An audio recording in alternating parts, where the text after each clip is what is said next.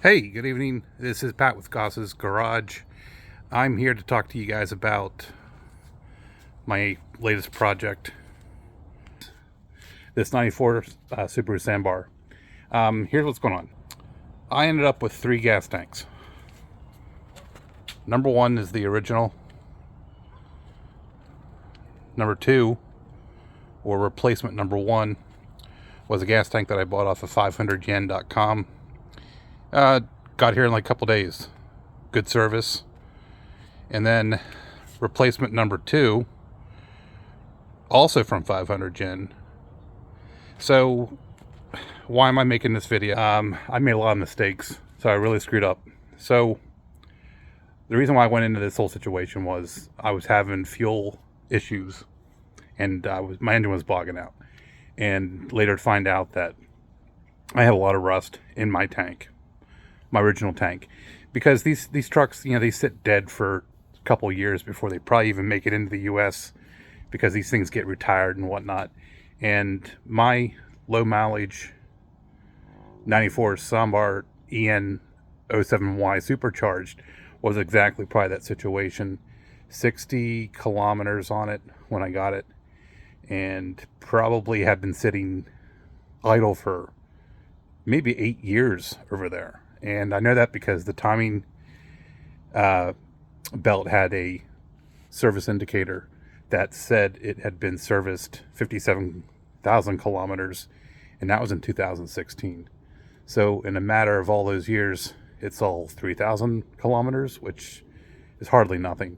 So that could have been the reason why it kind of was left for sitting idle. But anyway, what happens to a tank when it sits? The gas evaporates, bad things happen, it turns to mush, turns to sludge, and then will start rusting. So what I have here is a borescope, which I bought off of actually not eBay, Amazon, the Jungle Company, and it's probed into my original tank of my supercharged model, and I'm showing you what the condition of it is inside. Now, granted, this is after I had done a whole boatload of cleaning. So what is cleaning? Cleaning is me using muriatic acid and flushing it out inside, hydrospraying it out inside. I used about 2 gallons in this tank, filled it up as much as I could, also diluted it with water, left it in there, overnight, sealed up everything, and it cleaned it out pretty well. I wasn't real satisfied with this, as you can see, which is why I ordered tank replacement number 1 off of 500 Yen. So, here's how this tank looks. Now keep in mind I'm taking a picture of a picture, so bear with me here, but look, here's what a supercharged tank looks like inside. I guess that's the pickup, and it's got like a little plastic can there, if you can see it. See those ridges going down the top side there towards the bottom? That goes into the baffle tray, which the baffle tray, you can kind of see, looks like this. So the fuel sits in the bottom of the tank. It collects in this through a hole in the bottom of this, kind of Tupperware looking size container in the bottom of this large tank. That container has a hole in the bottom here, which is really hard to depict, but in any event, you can see I still got rust in there, and it's 1000% better than the way things were, believe me this. So I wanted to replace it. Popped on 500 yen, won an auction, all's good. Crazy expensive to ship, but I was glad to find a tank at least. Here's what I received, and this is by no way a dig on 500 yen, but here's a tank that I received. Holy shit, completely rusty.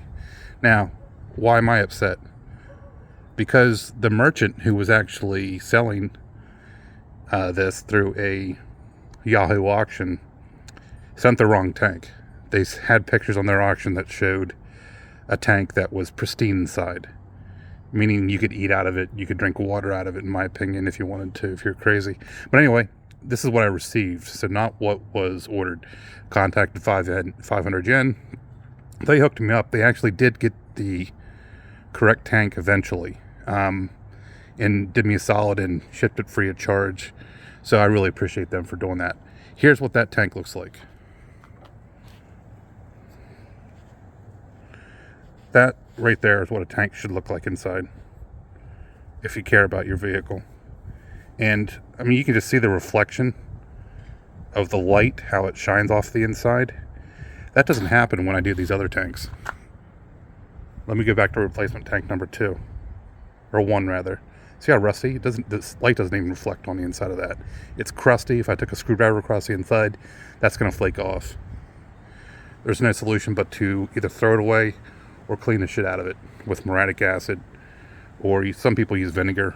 I'm going to try that next. But anyway, my original tank is fine-ish, but like I said, I'm not completely happy with it. So, why am I not using the pristine tank?